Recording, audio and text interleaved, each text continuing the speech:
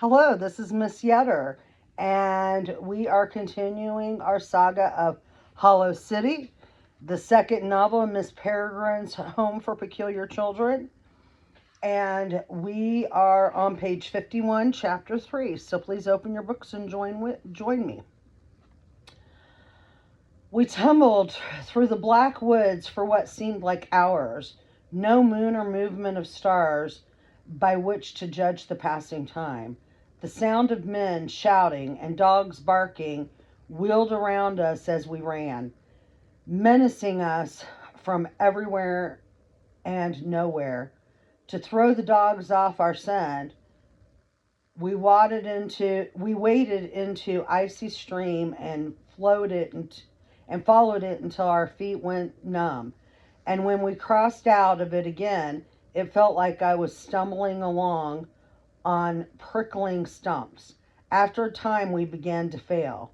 Someone moaned in the dark. Olive and Claire started to fall behind. So Bronwyn hefted them into her arms, but then she couldn't keep up either. Finally, when Horace tripped over a root and fell to the ground and then lay there begging for a rest, we all stopped.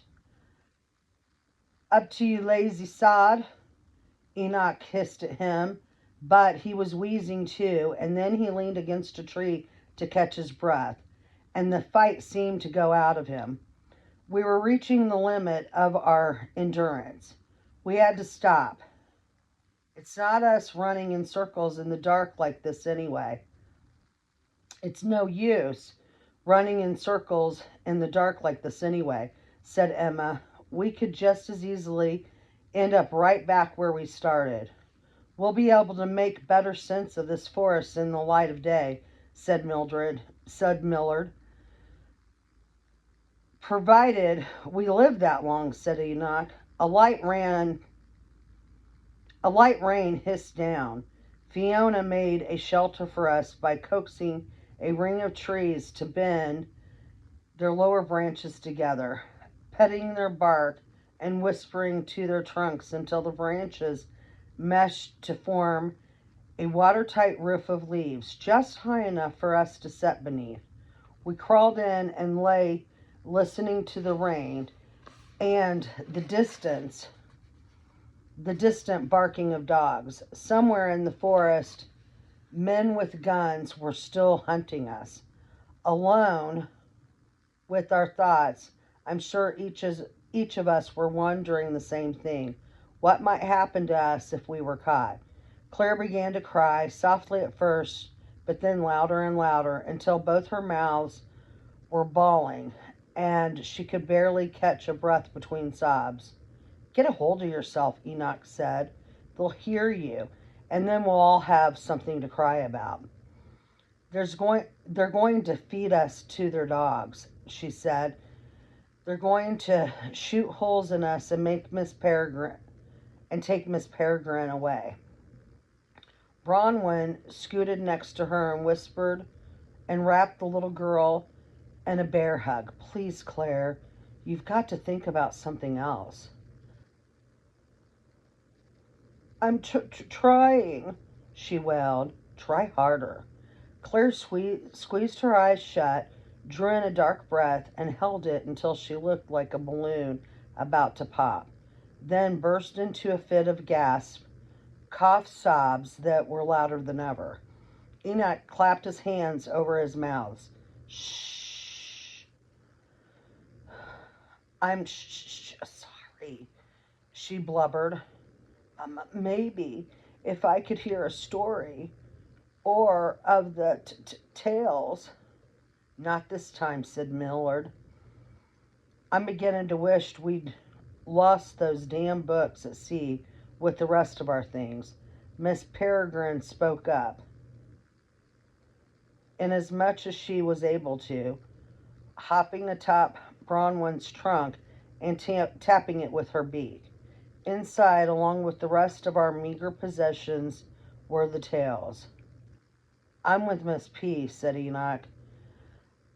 It's worth a try. Anything to stop her bawling.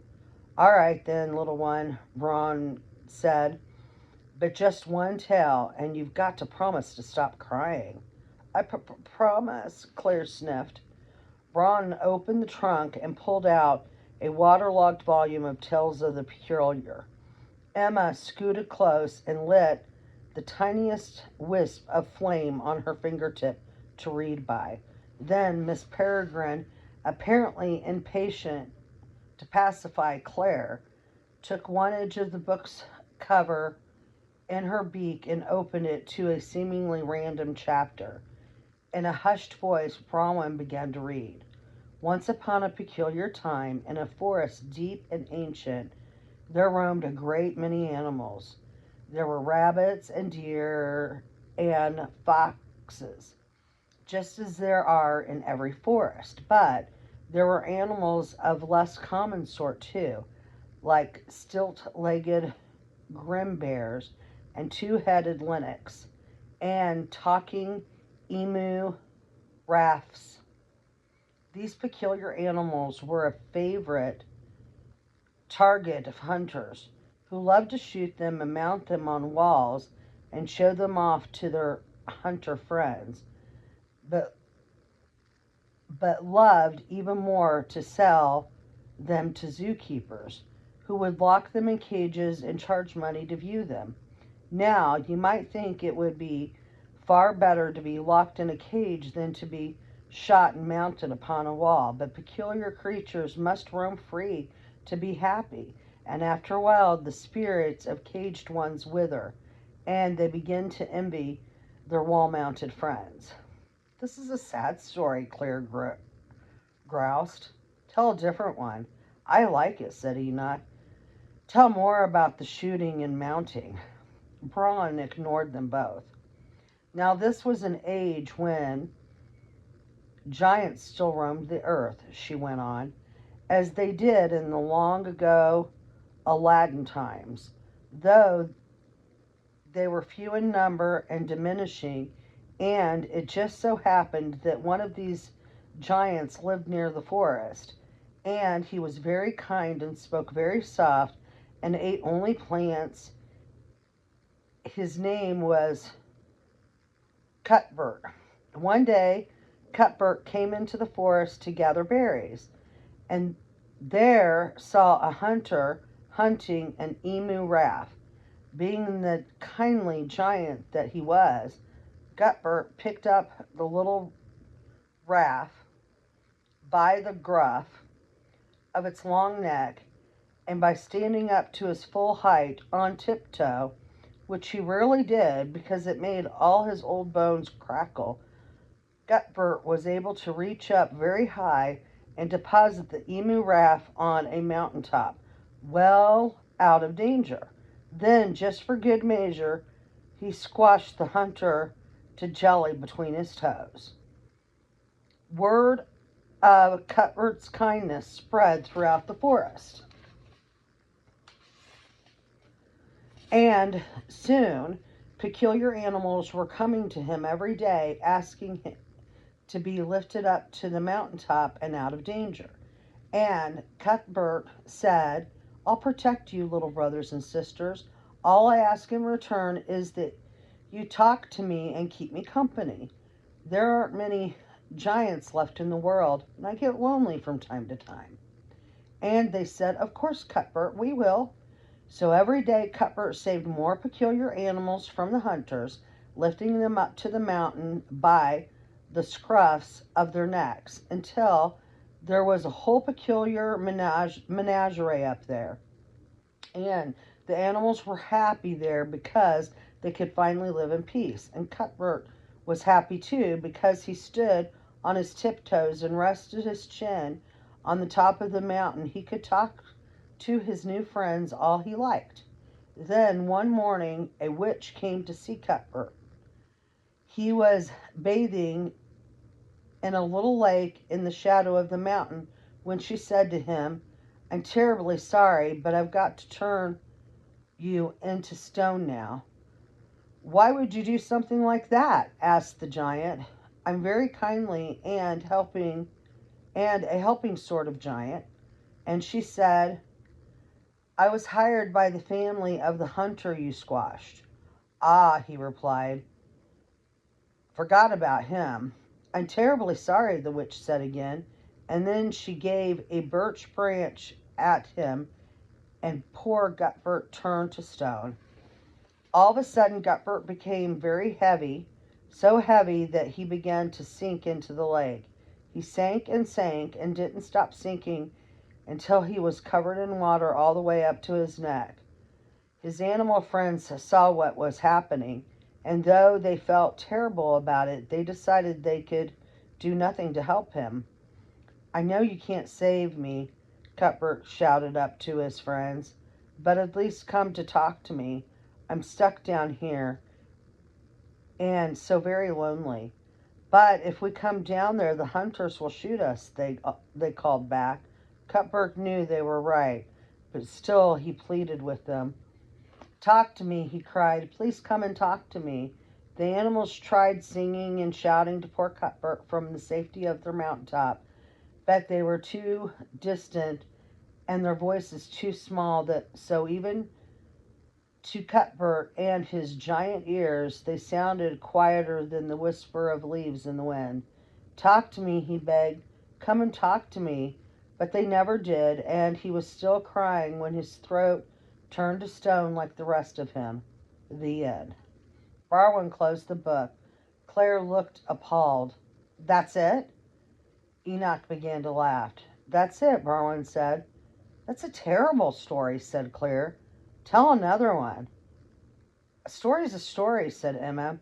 And now it's time for bed. Claire pouted, but she had stopped crying, so the tale had served its purpose. Tomorrow's not likely to be any easier than today was, and Mildred, will need what rest we can get. We gathered cuts of springy moss to use as pillows, Emma drying the rain from them with her hands before we tucked them under our heads. Lacking blankets, we nestled together for warmth. Rowan cuddled the small ones. Fiona entangled with Hugh, whose bees came and went from his open mouth as he snored, keeping watch over their sleeping master. Horace and Enoch shivered with their backs to one another, too proud to snuggle. Myself with Emma. I lay on my back and she in the crook of my arm, head on my chest. Her face was invitingly close to mine, and I could kiss her forehead any time I liked. And I wouldn't have stopped except that I was so tired as a dead man, and she was as warm as an electric blanket. And pretty soon I was asleep and dreaming pleasant, forgettable nothings. I never remember nice dreams, only the bad ones stick. It was a miracle that I could sleep at all, given the circumstances. Even here, running for our lives, sleeping, exposed, facing death, even here in her arms, I was able to find some measure of peace. Watching over us all, her black eyes shining in the dark, was Miss Peregrine. Though damaged and diminished, she was still our protector. The night turned raw, and Claire began to shake and cough. Barbara nudged Emma awake and said, Miss Bloom, the little one needs you. I'm afraid she's taking ill. And with a whisper of apology, Emma slipped out of my arms to go and attend to Claire. I felt a twinge of jealousy, then guilt for being jealous of a sick friend. So I lay alone, feeling irrationally forsaken, and stared into the dark, more exhausted than I had ever been, and yet unable to know to sleep, listening to the others shift and moan in the grip of nightmares that could not have equaled the one we would likely wake to.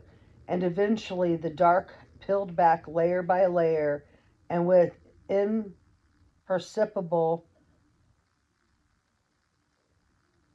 gradations, the sky feathered to a delicate pale blue. At dawn, we crawled from our shelter.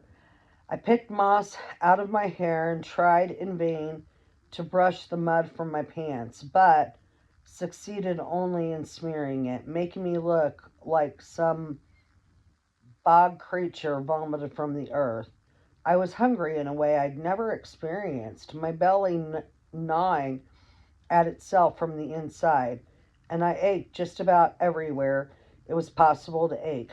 From rowing and running and sleeping on the ground, still a few mercies prevailed.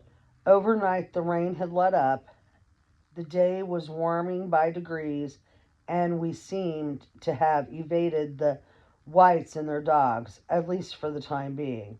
Either they'd stopped barking or were too far away to hear them, to be heard. In doing so, we'd gotten ourselves hopelessly lost. The forest was no easier to navigate by day than it had been in the dark. Green bowed firs stretched away in endless, disordered rows, each direction a mirror of the others. The ground here was a carpet of fallen leaves that hid any tracks we might have made the night before. We'd woken in the heart of a green labyrinth without a map or compass, and Miss Peregrine's broken wing meant she couldn't fly above the tree line to guide us. Enoch suggested we raise Olive above the trees like we had in the fog, but we didn't have any rope to hold her. And if she slipped and fell into the sky, we'd never get her back again. Claire was sick and getting sicker, and lay curled in Bronwyn's lap, sweat beating her forehead despite a chill in the air. She was so skinny I could count her ribs through her dress. Will she be all right? I asked. She's feverish, Bronwyn said, pressing a hand to the girl's cheek. She needs medicine. First, we'll have to find our way out of this accursed forest, said Mildred. First, we should eat, said Enoch. Let's eat and discuss our options. What options? Said Emma. Pick a direction and we'll walk in it.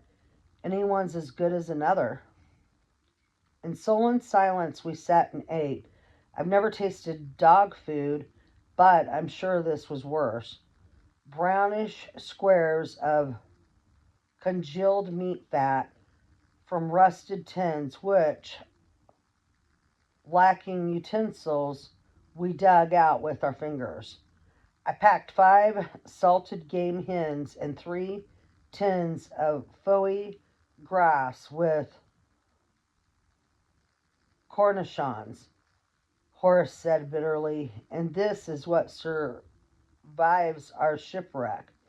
We held He held his nose and dropped a gelatinous nugget down his throat without chewing. I think we're being punished. For what? Said Emma. We've been perfect angels. Well, most of us. The sins of past lives, maybe. I don't know. Peculiars don't have past lives, said Mildred. We live them all at once. We finished quickly, buried our empty tins, and prepared to go. Just as we were about to, Hugh burst through a thicket of bushes into our makeshift camp, bees circling his head in an agitated cloud. He was out of breath and with excitement. Where have you been? Enoch demanded. I needed some privacy to attend to my morning never you mind, Hugh said, and I found. Who gave you permission to be out of visual range? Enoch said. We nearly left without you. Who says I need permission anyway? I saw. You can't just wander any away like that. What if we'd gotten lost? What if you'd gotten lost? We're already lost. You ignoramus. What if you couldn't find your way back? I felt a trail of bees I left a trail of bees like I always do. Would you kindly let him finish? Emma shouted. Thank you, said Hugh, and then he turned and pointed back the way he'd come. I saw water. Quite a lot of it. Through the trees there. Emma's face clouded. She said, "We're trying to get away from the sea, not back to it. We must have doubled back on ourselves in the night." We followed Hugh back the way he'd come, Rowan carrying Miss Peregrine on her shoulder and poor sick Claire in her arms. After 100 yards, a glisten of gray ripples appeared beyond the trees, some wide body of water. "Oh, this is just awful," said Horace. "They've chased us right back into their arms."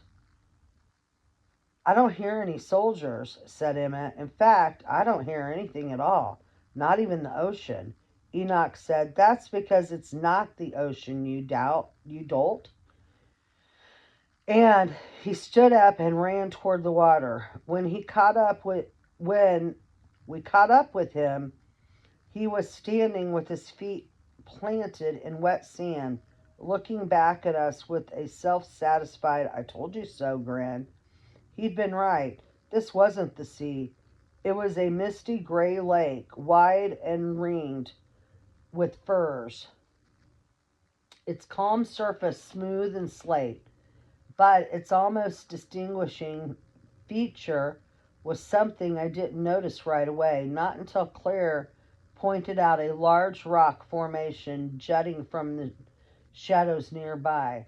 My eyes skimmed it at first, but then went back for a second glance. There was something eerie about it, and decidedly familiar. "It's the giant from the story," said Claire, pointing from her place in Barwin's arms. "It's Cuthbert." Barwin stroked his head. "Shh, honey, you've got fever." "Don't be ridiculous," said Enoch. "It's just a rock." But it wasn't. Though wind and rain had worn its features some, it looked just like a giant who'd sunk up to its neck in the lake. You could see clearly that it had a head and a neck and a nose and even an Adam's apple, and some scrubby trees were growing atop it like a crown of wild hair. But what was really uncanny was the position of the head, thrown back with its mouth open as if, like the giant in the story we'd heard just last night, it had turned to stone while crying out for its friends on the mountaintop.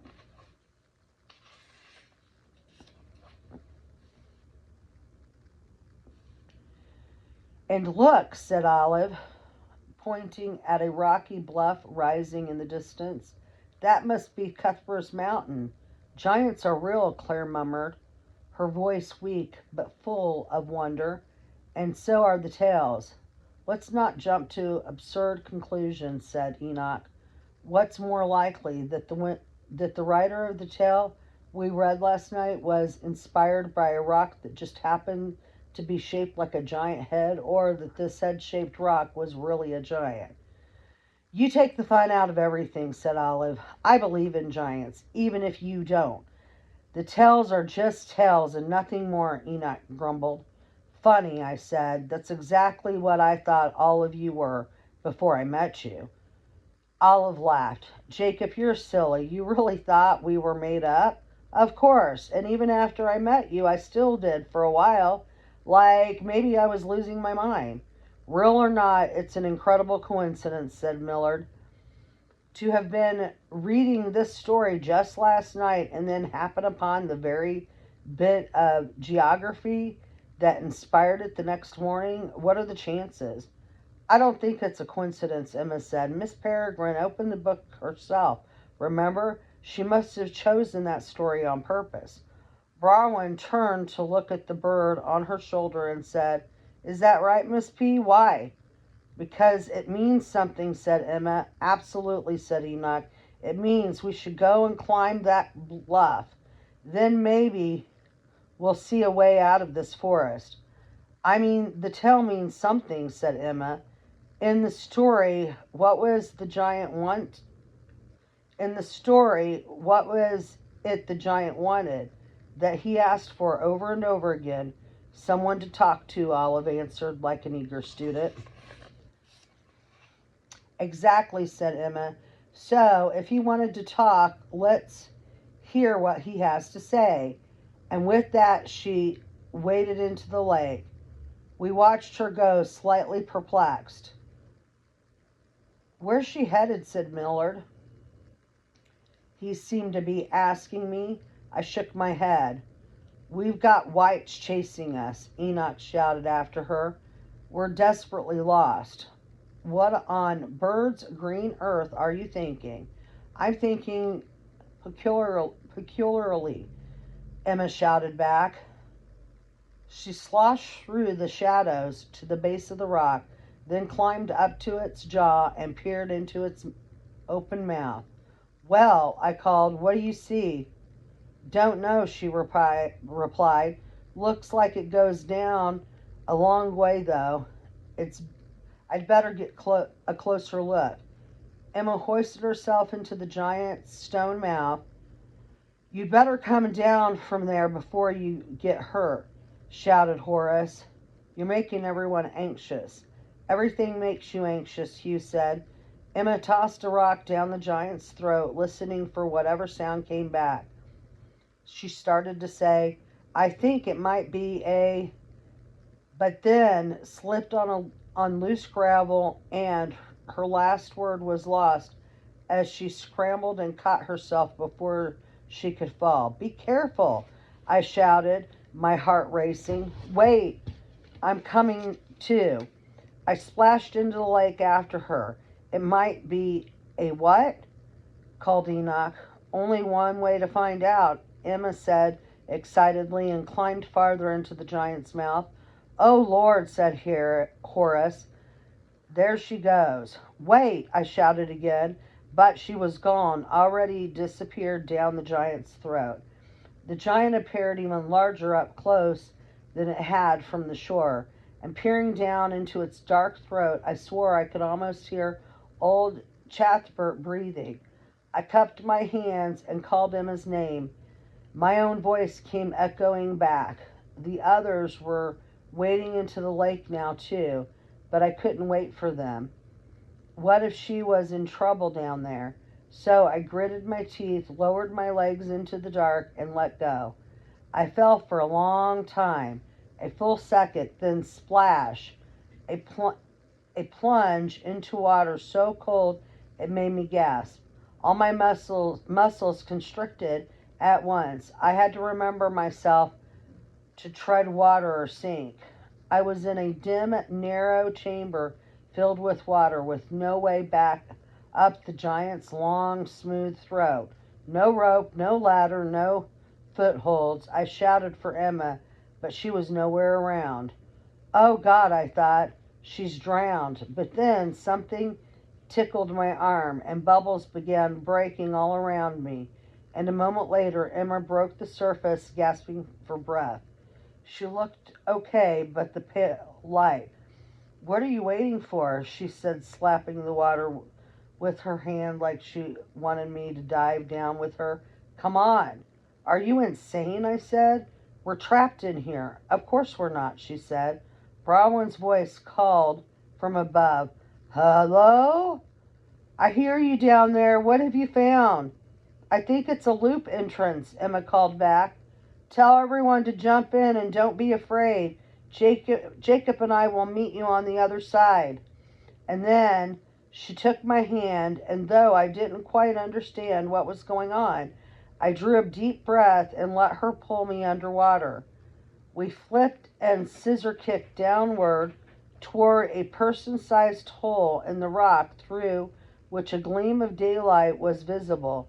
She pushed me inside and then came after, and we swam through a shaft above 10 feet long and then out into the lake. Above us, I could see its rippling surface, and above the blue refracted sky, and as we rose toward the water warmed dramatically. Then we broke into the air and gasped for breath, and instantly I could feel that the weather had changed. It was hot and muggy now, and the light had changed to that of a golden afternoon. The depth of the lake had changed too. Now it came all the way to the giant's chin. See, Emma said, grinning, we're somewhere else. And just like that, we'd entered a loop, abandoned a mild morning in 1940 for a hot afternoon in some other older year, though it was difficult to tell just how much older. Here in the forest, away from the easily datable cues of civilization, one by one, the other children surfaced around us, and seeing how much things had changed, had their own realizations. Do you realize what this means? Millard squealed. He was splashing around, turning in circles, out of breath with excitement. It means there's secret knowledge embedded in the tales. Not so useless now, are they? Said Olive. Oh, I can't wait to analyze and annotate them, said Millard, rubbing his hands together. Don't you dare write in my book, Millard Nollings, said Bronwyn. But what is this loop? Asked Hugh. Who do you think lives here? Olive said. Cuthbert's animal friends, of course. Enoch rolled his eyes, but stopped short of saying what he was probably thinking. It's just a story, maybe because his mind was starting to change too. Every loop has an embryon, said Emma, even mystery loops from story tales. So let's go and find her. All right, said Millard. Where? The only place the story made mention of, aside from the lake, was that mountain, Emma said, indicating the bluff beyond the trees. Who's ready to do some climbing? We were tired and hungry, every one of us, but finding the loop had given us a burst of new energy. We left the stone giant behind and set off through the woods toward the foot of the bluff, our clothes drip drying quickly in the heat. As we neared the bluff, the ground began to slope upward, and then a well-worn path appeared, and we followed it up and up through clusters of brushy firs and winding rocky passages until the path became so vertical in places that we had to go on all fours, clawing at the angled ground to pull ourselves forward. There'd better be something wonderful at the end of this trail, said Horace, dabbing sweat from his forehead. A gentleman doesn't perspire.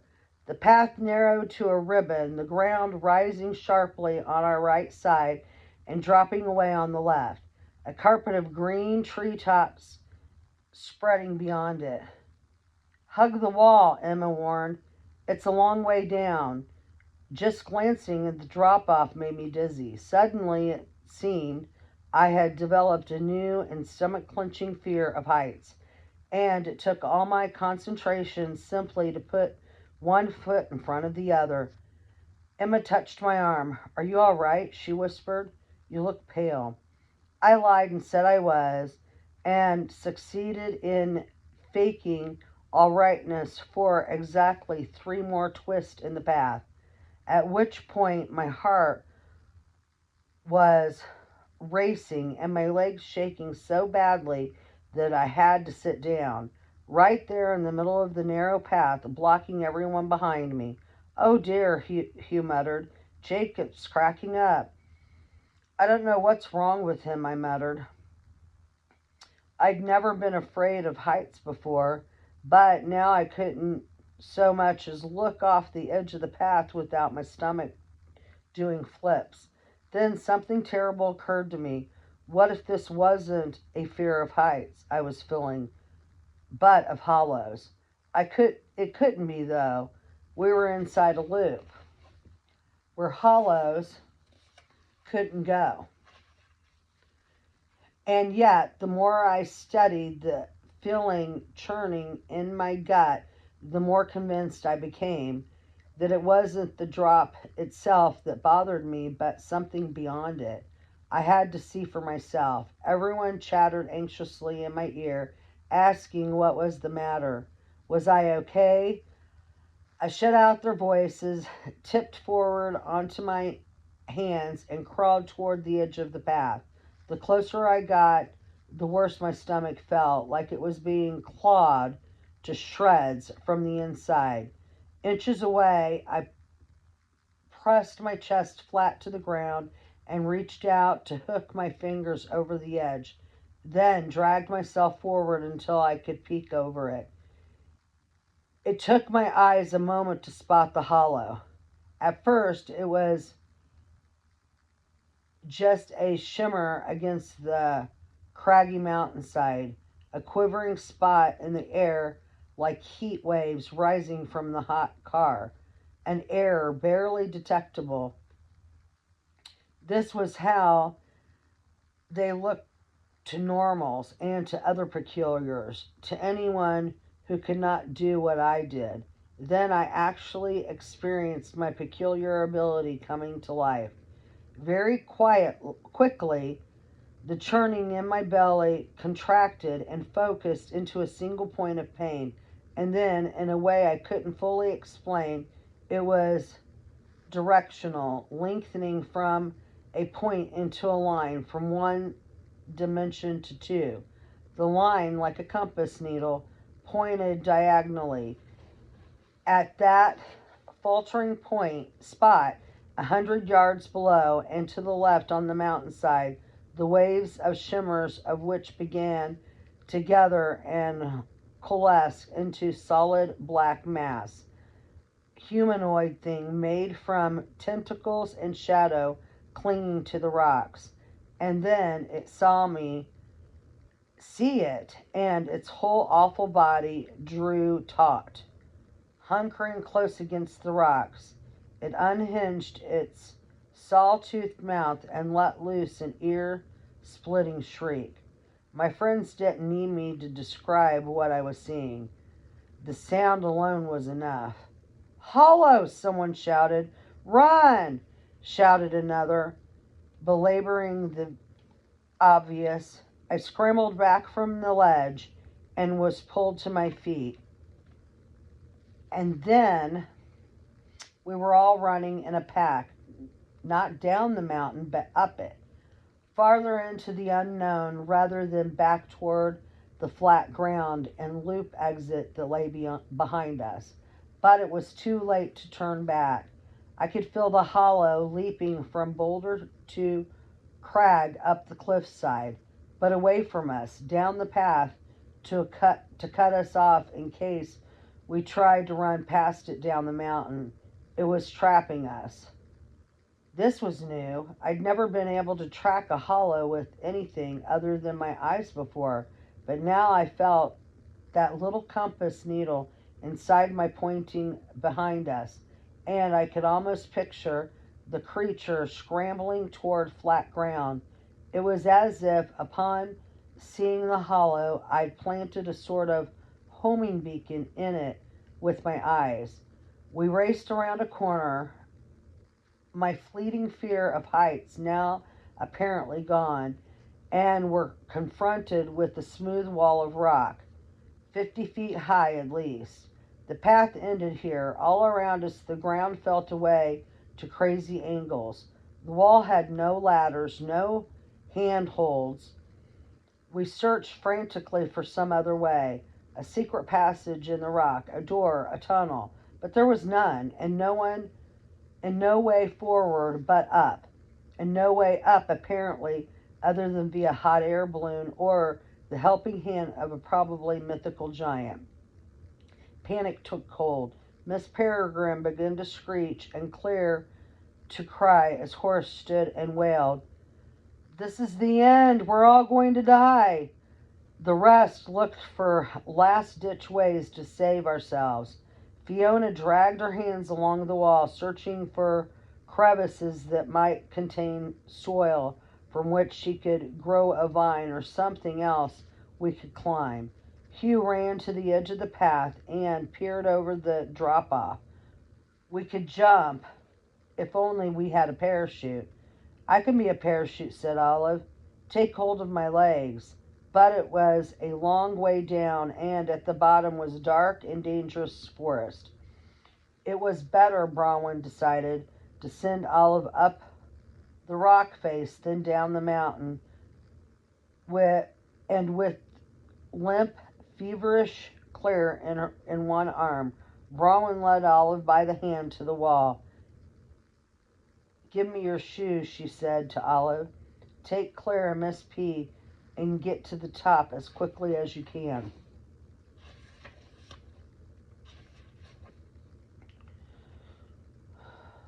Olive looked terrified. "I don't know if I'm strong enough," she cried. "You've got to try, little magpie. You're the only one who can keep them safe." And she knelt and set Claire down on her feet, and the sick girl tottered into Olive's arms. Olive squeezed her tight, slipped off her laden shoes, and then, just as they began to rise, Bronwyn transferred Miss Peregrine from her shoulder to the top of Olive's head.